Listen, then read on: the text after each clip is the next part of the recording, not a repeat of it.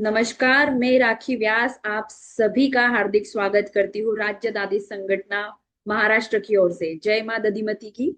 हमें जिस तरीके से पता है कि बच्चों को 10th और 12th स्टैंडर्ड के बाद में बहुत सारे कंफ्यूजन होते हैं कि आगे हम करें क्या, कौन सा करियर हम चुने। और इस साल से तो कैप राउंड ये भी एक नया इंट्रोड्यूस हुआ है। एक्चुअली लास्ट ईयर से हुआ है, बट इस साल भी बहुत से बच्चों को इसमें क्वेरीज और डाउट्स बहुत सारे आ रहे हैं।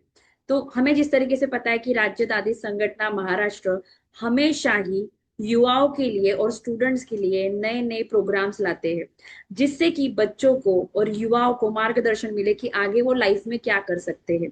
पिछले 2 सालों से हम ये जो करियर काउंसलिंग का जो सेशन है, जो वेबिनार है, वो कंडक्ट करते आ रहे हैं और बस उसी को ही कंटिन्यू करते हुए आज से 3 4 5 जून में ये सेशन हम लोग अरेंज कर रहे हैं। आज के सेशन का जो मेन टॉपिक है वो है कैप राउंड्स। हमें जिस तरीके से पता है, जो बच्चे 10th स्टैंडर्ड में पास आउट हो चुके हैं और 11th स्टैंडर्ड में एंटर करने वाले हैं, उनके लिए कैप राउंड्स पिछले साल से शुरू हुए हैं। अब ये कैप राउंड्स के समय पे हमें ये बात ध्यान में रखना जरूरी है कि लास्ट ईयर तो जब 10th स्टैंडर्ड के रिजल्ट्स लग चुके थे, उसके बाद में से हमें जो प्रोसेस है 11th स्टैंडर्ड एडमिशन की वो स्टार्ट हो रही थी। बट इस साल से कहीं ना कहीं ये हमें पता था, लास्ट ईयर दिसंबर तक एडमिशन प्रोसेस चली, जिससे बच्चों को और उनके पेरेंट्स को बहुत सारे प्रॉब्लम्स फेस करने पड़े। उनका सिलेबस जो है वो बहुत लास्ट स्टार्ट हुआ। तो इस साल से जो आपका फॉर्म ए है, आपको भी पता है पार्ट 1 आप लोग फिलअप कर चुके होंगे। रिजल्ट के पहले ही फॉर्म ए पार्ट 1 आप लोगों ने फिलअप किया है, और रिजल्ट लगने के बाद में पार्ट बी जो है उसको फिलअप किया गया है।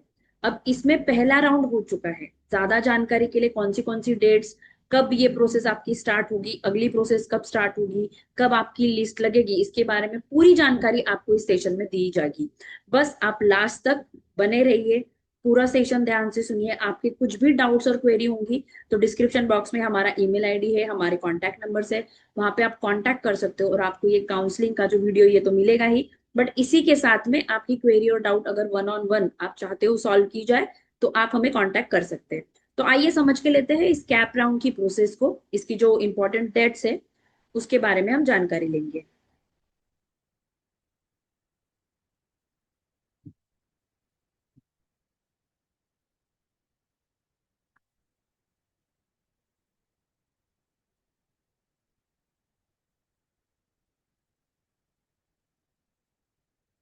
स्क्रीन विजिबल है?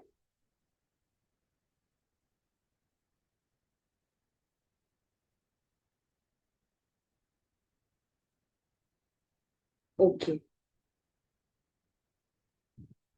सबसे पहले हम जानकारी लेंगे कि Maharashtra first year junior college part 2 option form filling 2026 run from May 11 to 30। Form A जो है वो आपके रिजल्ट्स के पहले ही इसके फॉर्म फिलअप हुए थे। इसके लिए आप लॉग इन कर सकते हो MahaFYJCAdmissions.in। यहाँ पे आपको लॉग इन करना है।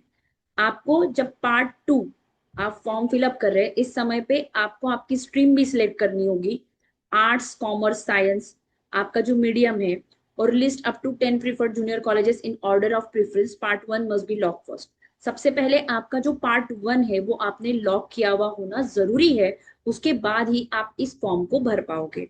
अब इसकी जो प्रोसेस है वो थोड़ी सी हम जानकारी लेंगे कि पार्ट 2 का फॉर्म किस तरीके से आपको भरना है। आपको लॉग इन करना है, विजिट द ऑफिशियल वेबसाइट। जो ऑफिशियल वेबसाइट है जैसे मैंने आपको बताया, महा FYJCAdmissions.in, इसमें आपको लॉग इन करना है। आपको आईडी और पासवर्ड मिलेगा। आपने जब पार्ट 1 फिलअप किया था, आपने जो मोबाइल नंबर रजिस्टर किया था उस पे आपका जो लॉगिन आईडी है और पासवर्ड है ये आपको मिला होगा। उसी के हेल्प से वही क्रेडेंशियल्स आपको डालने हैं पार्ट 2 फॉर्म फिलअप करते समय। आपको आपका फॉर्म एक्सेस करना होगा। Navigate to the CAP option part 2, left side of the dashboard you can see that. Choose stream and medium, यहाँ पे आपको कौन सी स्ट्रीम चुननी है, आर्ट साइंस कॉमर्स और medium of instructions. Dear students, मैं सही में आपका जो कंसर्न है, पेरेंट्स का जो कंसर्न है वो समझ सकती हूँ।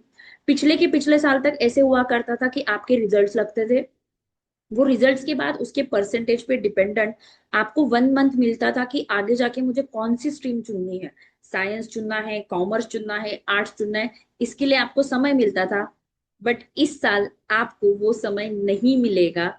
इसीलिए पहले ही आपको ये सिलेक्ट करके रखना होगा कि आपको आर्ट्स लेना है, साइंस लेना है या कॉमर्स लेना है। ठीक है। वो जब आप डिसाइड कर लोगे तो उसी हिसाब से आपके जो फॉर्म्स है उसमें आपको आपकी स्ट्रीम ऐड करनी होगी। इसमें जो मीडियम है, मीडियम के भी इंस्ट्रक्शन आइदर इंग्लिश होगा, मराठी होगा, इसमें से आपको मीडियम ऑफ इंस्ट्रक्शन भी सिलेक्ट करना होगा। इसके बाद जो बहुत इंपॉर्टेंट चीज है वो है सिलेक्ट कॉलेजेस।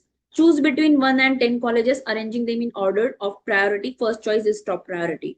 देखिए, थोड़ा सा लास्ट ईयर का कट ऑफ आपको पता होना चाहिए जिस कॉलेज में आप एडमिशन लेना चाहते हो। हमारे सामने बहुत सारे स्टूडेंट्स की ये भी दिक्कतें आती है कि मैम मुझे एक पर्टिकुलर कॉलेज में एडमिशन लेना है साइंस के लिए, मुझे इंजीनियर बनना है, बट वहां का उस कॉलेज का कट ऑफ जो है वो 85 है और मुझे मिले हैं परसेंटेज 75। अब इस केस में मैं क्या करूं? डियर स्टूडेंट्स, आपका साइंस लेना इंपॉर्टेंट है क्योंकि आपको इंजीनियर बनना है। आपको यदि सीए करना है तो आपको कॉमर्स लेना जरूरी है, राइट? ये आपको पहले पूरी तरीके से पता होना चाहिए। उसके बाद में आपको प्रायोरिटी देनी है कॉलेज के लिए। समझिए, आपको पर्टिकुलर कॉलेज में एडमिशन चाहिए, वहां का कट ऑफ साइंस का 85 का है और आपको वहां एडमिशन नहीं मिल रही है, तो just select any other college. Because what is more important कि आपको साइंस लेके इंजीनियर बनना है, इंजीनियर बनना is your main goal.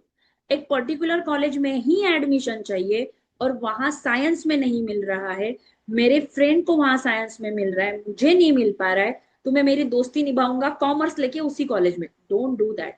Your career should be your priority, कि आपको आपके करियर पे फोकस रखना है, आपका क्या गोल है उसको डिसाइड करिए। 11th और 12th स्टैंडर्ड में आप कौन से कॉलेजेस लेते हो इसको इतना इम्पोर्टेंस नहीं होता है, क्योंकि अगर आपको आगे जाके आपकी जो स्ट्रीम चुननी है, आपको जो भी करियर चुनना है, उसके लिए देनी होती है एंट्रेंस एग्जाम, और उसका स्कोर बहुत ज्यादा मायने रखता है, इंपॉर्टेंट होता है। So while you selecting your stream, while selecting your colleges, be careful. First of all just try to get to know about कि वहां का कट ऑफ क्या है और वहां आपको एडमिशन मिल सकता है क्या, तो ही उस कॉलेज को प्रायोरिटी लिस्ट में दीजिए। अदरवाइज जो आपका कट ऑफ है, जो उस कॉलेज का कट ऑफ है, वहां पे नियर बाय जहां रहेगा उसी कॉलेज को आप सिलेक्ट कीजिए। करेक्ट? तो ये कॉलेज सिलेक्ट करते समय ये चीजों का आपको ध्यान रखना बहुत बहुत बहुत ज्यादा जरूरी है। अब कोटा एप्लीकेशन भी होता है। If applying for quota in house, if applying for quota in house minority, select the college option under the quota choice section। वहां पे आपको ये ऑप्शन भी दिया जाता है, तो अगर आप चाहते हो कि कोटा चॉइस सिलेक्शन हो तो आप वो भी सिलेक्ट कर सकते हो। लॉक ऑप्शन आपको लॉक करना होगा, है ना? पहले सारी चॉइसेस आपकी रिव्यू कर लीजिए, प्रॉपरली चेक इट आउट कि आपने कॉलेज सही तरीके से सिलेक्ट किया है, आपकी जो स्ट्रीम है क्या आपने वो सही तरीके से सिलेक्ट की भी है। अगर किया हुआ होगा तो डेफिनेटली लॉक योर ऑप्शन। जो की डेट्स है वो आपको ध्यान में रखना जरूरी है। पार्ट 2 फिलिंग सभी को पता है 11 से 13 मई के बीच में है। प्रोविजनल मेरिट लिस्ट आपकी 14 से 15 के बीच में लगेगी। कैप राउंड 1 अलॉटमेंट May 26 था, बट जैसे आपको पता है कि वो पोस्टपोन हुआ है। May 29 को आपकी फर्स्ट लिस्ट लगेगी और उसके बाद में रजिस्ट्रेशन के लिए फिर से विंडो ओपन होगा। Ensure verification, only verified part 1 forms allow part 2 submission. आपका पार्ट 1 का फॉर्म यदि सबमिट हुआ है अच्छे तरीके से तो ही आप पार्ट 2 का सबमिशन कर पाओगे, इसलिए पार्ट 1 अच्छी तरीके से फिलअप किया गया है या नहीं, पार्ट 2 भरने के बाद में उसे लॉक किया गया है नहीं, ये आपको चेक करना जरूरी है। Now reorder carefully, the order of colleges is crucial as you may be allotted a seat based on your preference list.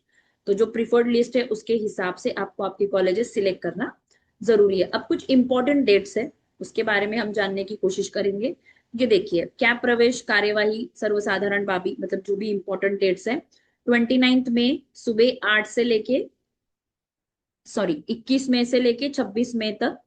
आप अगर देखो तो आपकी जो कोटा में आप जो एंट्री करने वाले हो या अप्लाई करने वाले हो वो सब कुछ आपके लिए ओपन रहेगा। जैसे कि पार्ट 1 में है उसमें यदि आपको कुछ चेंजेस करने हैं तो उसके लिए वो विंडो ओपन रहेगी। इसी के बाद आपका जो प्रायोरिटी रहेगा, है ना, तो उस समय पे प्रायोरिटी के हिसाब से आपको सीक्वेंसिंग कॉलेजेस का देना है। अब इसके बाद में 29 मई आप देखो, अगर सुबह 11 बजे से आपके कोटा में जो भी आपने एप्लीकेशन दिया हुआ है उसी के हिसाब से आपको लॉग इन करना है और चेक करना है कि आपको कौन सा कॉलेज अलॉट हुआ है। अब ये 29 मई से जो सुबह 12 बजे से लेके 3 जून तक, इन दिनों में उन्होंने क्या किया है देखिए, वाटप केलेल्या कनिष्ठ महाविद्यालयात सहमत असल्यास विद्यार्थ्यांनी प्रवेशासाठी पुढे जा, अगर आपका नाम अलॉट हुआ है तो आप आगे की प्रोसेस के लिए जा सकते हो, ऍडमिशन प्रोसेस के लिए यू कॅन प्रोसीड फर्दर. कागदपत्र पडताळणी वाटप केलेल्या महाविद्यालयात उपलब्ध राहणे.